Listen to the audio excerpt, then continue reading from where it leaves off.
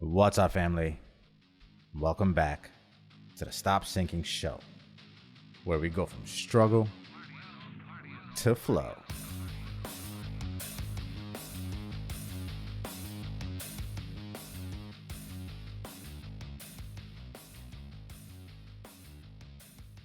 All of us are in pursuit of having more than we do today.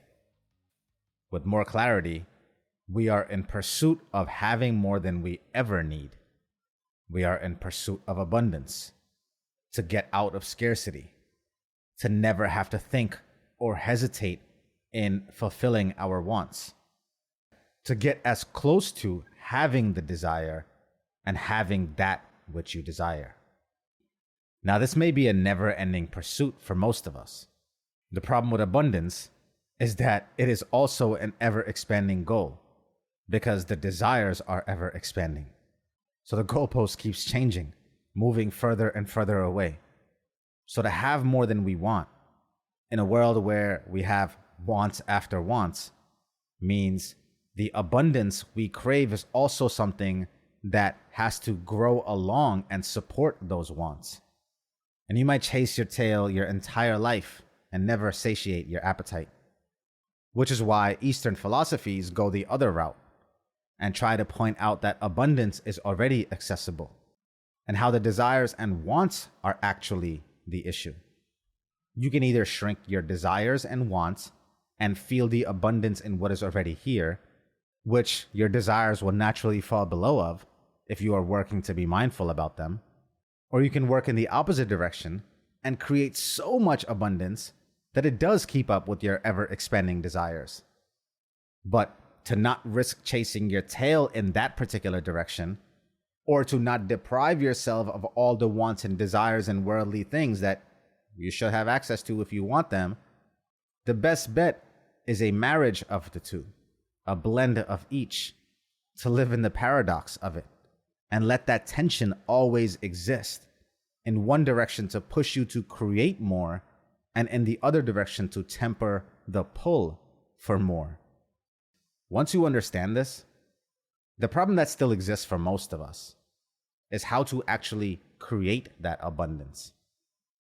How can we be like those chosen few, it seems, that have everything they want and found their lane and found the thing that they were meant to do, that then provides for all their desires?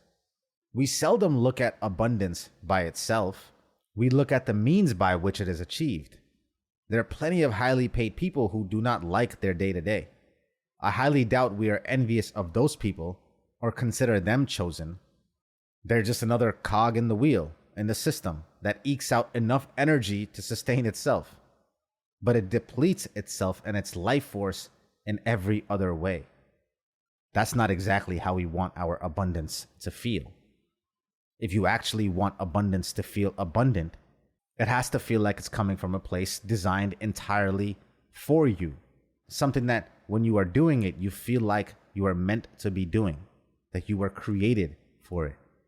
And the key to that design of something that is entirely for you is that it also must be by you. I read a post that sums this up the best way, which is abundance is a side effect of alignment and authenticity. What does that tell us then? It tells us that the life that we want, that we crave, that we see others have, that actually looks to be abundant, at least from the outside looking in, that life has to be an exact, tight fit to our own uniqueness. The abundance you want will come from an alignment of values to your actions, your values to your actions. It will come from bringing your true, authentic self to the forefront in all of your interactions. If any parts of you are left behind, if any values need to be compromised along the way, you might still have the objective outcome that again looks like abundance from the outside, but from the inside, it will not fill the places you were wishing for it to fill. It might even leave you emptier than when you started. And so alignment to your true self, authentic expression of your innermost hidden parts, brought out to center stage, is the real pathway to abundance that actually feels abundant, that feels fulfilling. And so the problem remains, how do you align reality to your true authentic self so that everything that you create from that place serves you in the highest possible way? How do you get there? And this is where I have some bad news, but also the best news wrapped up in it. The bad news is that there is no roadmap to the real you. You cannot find outside of you what is authentic to you, what aligns as a tight fit to your very essence. That must come from inside of you. Whether it takes clarity or callous trial and error, it cannot be found outside. It must be discovered within you, within what you connect to. The best news about this, though, is that even if you could find it outside, it would not feel true to you. It would not feel abundant. It would not match you exactly. And so the best news is that you actually have to grapple with yourself to find the thing that makes you feel truly abundant in the pursuit of it. And so when abundance arrives, not only were you completely fulfilled throughout the entire pursuit of it, but there will be no conflict. And it will actually feel like it in your bones.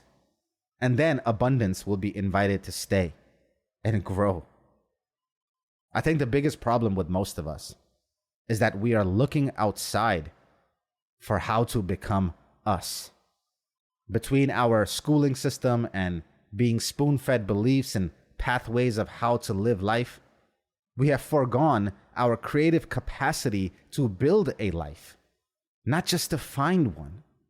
We are so accustomed to being shown a way that we forget that the only way that is really meant for us will come from us creating that way.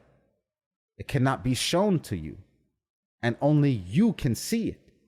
How can anyone else show you something only you can see? The roadmap to the real you. Sure, someone can guide you to it. I hope to do that in every one of our interactions. But I cannot do the heavy lifting for you. The shouldering of the weight, the bouldering, the climbing, the heading into the edges of your unknown parts, the mapping out of new territory, the actual walking, the trek, the real you that you discover along that road, that's all on you. I love you, family. Stay true always. I see you on the next show.